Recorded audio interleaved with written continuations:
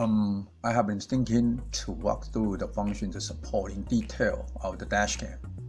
I decided to check it out before I install it in my car. Here are the buttons under the dashcam, and I see a built-in microphone, the MIC port, and a tiny reset hole. I may pin a paper clip into the hole to reset the dashcam if needed. And on the screen side, the rightmost M button is the menu button.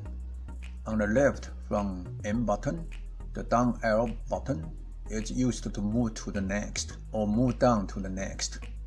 In the middle is OK button. This is to select whatever highlighted item on menu screen or place for some designated functions. And on the left of the OK button is up arrow button. This is to move to the previous or move up to previous.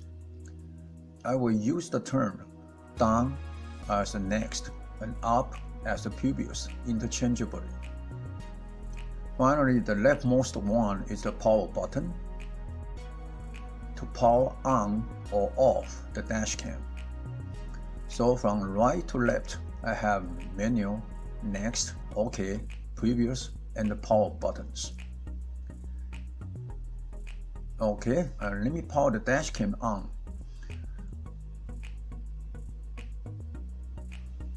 I see the welcome screen, and since I inserted the SD card previously, it asks to format a card. So press the OK button.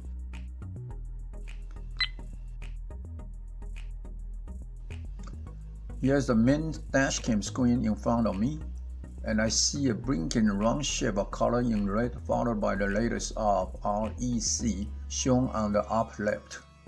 And that's when the dashcam is on and recording mode is set. Before I can log into the main menu of the control panel, I need to stop the recording. So I press the OK button and the recording mode is off and blinking signal is gone. Then I press the M button, the menu button on the rightmost. Here's the main screen of control panel. I would like to look into the features of the dashcam. Starts from the left. I have functions: movie, playback, park, daytime, Wi-Fi, watermark, storage, language system, and info. First, let me check the info. I press previous button and then OK button. Here's something like a string of dashcam ID or serial number. That's it. Okay. Press M button back to the main menu screen. Start from the first one, the movie function. Press OK button. Options layer. Take the first one, resolution. Here's the options for the resolution. I have UHD, QHD, and FHD. They are for consumer electronics, such as for TV. UHD, it's ultra high definition, or generally you may say it's a 4K or 2160p. QHD, quad high definition, or 2K, or it's 1440p. And FHD, full high definition, or it's 1080p. I want to stay on UHD for 4K recordings. So I press the OK button, and press the M button back to the main screen. And I know there's another way to set the resolution for camera photos. First, don't press M button to get into photo mode. I may see a camera icon and 12M right next to it on the previous blinking REC spot. At this moment, if I want to take a photo, then press OK button to shot a photo. I need to enter main menu, press M button again, then press OK to select the movie function. Again, press OK to select a resolution. Screen appears that options are 12 megapixels, 8, 5, and 2 megapixels. It's different from the video resolution options. I'd like to leave it to the highest one, the 12 megapixels. So I just press OK button. The resolution for camera photo is 12 megapixels. In pixel wise, it's more than 4K but lesser than 6K. And I press M button back to the main menu. Next, press OK button. Next, press next button. Move to loop recording. Press OK button. I have off 1 minute, 3 minutes, 5 minutes video clip options. Leave it to 5 minutes clip. Just press OK button. And the next one, rear cam mirror. Press down arrow button. I see there's just one option to check all and check the box. In general, rear cam is installed at the rear of the vehicle as it said, and faces to opposite driving direction, and the rear view is taken from rear cam. When the rear cam mirror option is checked, then the view is reversed, say from right to left, left to right. And driver watches the direction at the front, but the view on the video from rear is like sitting at rear and watching toward the opposite of the car moving direction. So I would like to make the check. Press OK. Next, press down button again. I have motion detection. The motion detection is for detecting an object moving around the car. When an object detected, it triggers the dash cam to start recording right away. But this option turns the loop recording off. Next, move to time-lapse record. Press down, then OK button. Options are on and off. Just similar to check and check box to set it on or off. This option can be redesigned to check and check box, I assume. The time-lapse record is kind of special for recording by taking 1 shot per second. That means the video image is captured once at a time every second and can be used to play the video faster. Disregard the full-time video recording and playing. I don't need that at the moment. Just select off box and move it to the next. Record audio. This is to turn on or off the record audio. I like to leave it checked to record audio with video. Next, move down again. I have WDR. WDR stands for Wide Dynamic Range. The default is off. WDR handles brightness and darkness to provide better video quality. And I leave them checked for the time being, and we'll check it later for WDR and long WDR video comparison. Next, move down to frequency. Press OK. 2 options there, 50 Hz and 60 Hz. It depends on the country you are living in. I leave 60 Hz checked there. Press OK. And next one is G sensor. Move down and press OK button. I have the options off, low, medium, and high. The higher the more sensitive. Default is medium. The G sensor is to sense the external force impact, like the collision, and to set the video recording file to lock. The locked file won't be recycled. I leave it as a medium. Next, press down arrow button and exposure. I have 4 options: 2/3, 1/3, 0, and -1/3. The exposure value, as called EV, is to expose the video to the light. This can be set to more positive value during evenings and cloudy days for better video recordings. I want to keep it at normal state during sunny days. Leave it to 0, just not to change it. So press OK button. That is, everything for movie function is here. Let me move back to see what I have for my movie settings. Press down arrow button. I have resolution, loop recording, rear cam mirror, motion detection, time-lapse record, record audio, WDR, frequency, G sensor, and exposure. Okay, let me move back to the main menu. Press rightmost M button, the menu button. I'm back to the main menu now.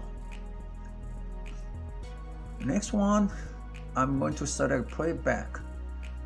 Press the next button and press OK button to select. So here's the options. The first one is the normal video. Let me take a look at the normal video. Press OK button and it takes few seconds. There are some video clip icons on screen. Press next button and skip through the clips.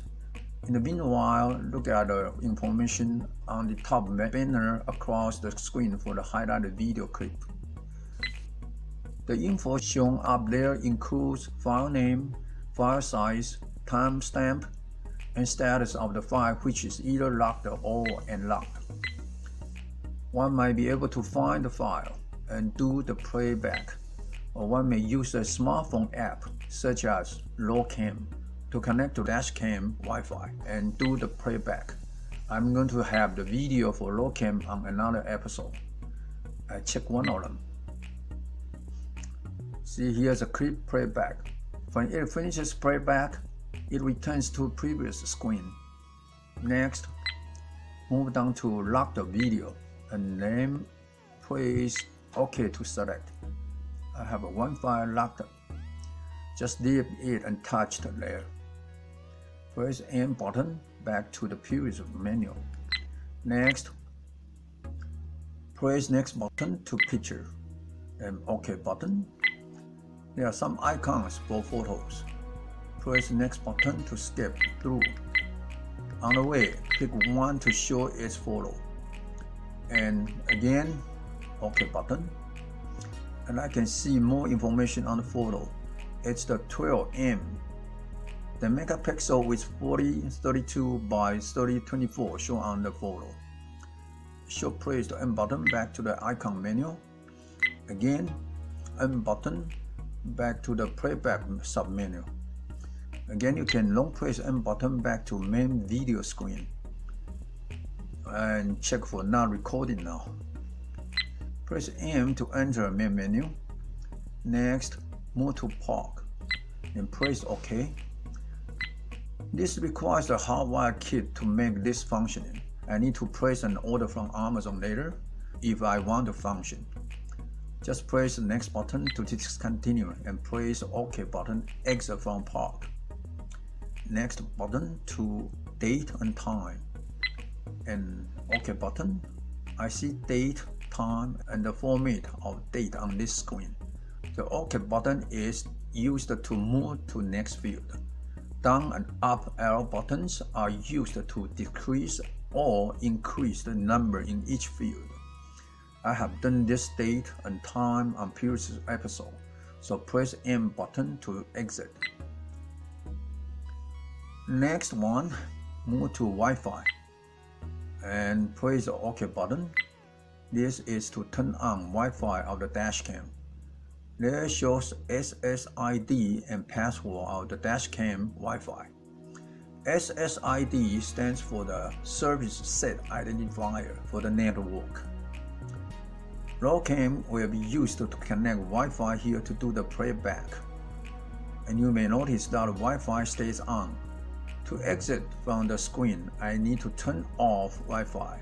So press next button to Wi-Fi off, and then press OK button back to main dashcam video screen.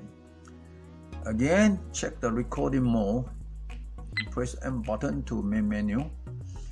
Next, move to watermark and press OK button. I have various watermarks for video. There's date, speed, and GPS watermarks. I may use all or one or two of them. Just move next and OK button to check the boxes we enable for now. And just press the M button to exit from that. Next, storage. Press next button and then OK button. I have storage format warning, SD card format, and storage info. Press OK button for the first one, format warning. Options are off, 15-day, 30-day, and 60-day. This is for reminding the user to reformat SD to maintain its healthy after a period of time. Maybe 1 month or 2 months is good. Press OK button, leave it for 30 days. Next, move to SD card format. Press OK button. A window prompt is asking to format the SD card and erase all data on card. I will do the format after. Press OK. Next, move to storage info and press OK. I have the information of the total storage and free space of the SD card. Next, language. Press next and OK button. Press next button to go through the supported languages. There are 10 languages. To select the supported language, the contents of dashcam will show the select language. I labeled it in English. Press OK back to the main menu. Now, move to system. Press OK button. First option is fatigue driving reminder. Press OK. I have off 1 hour, 2 hours, 4 hours options. I will set it to 4 hours while taking long distance driving. Now I leave it off. Press OK button.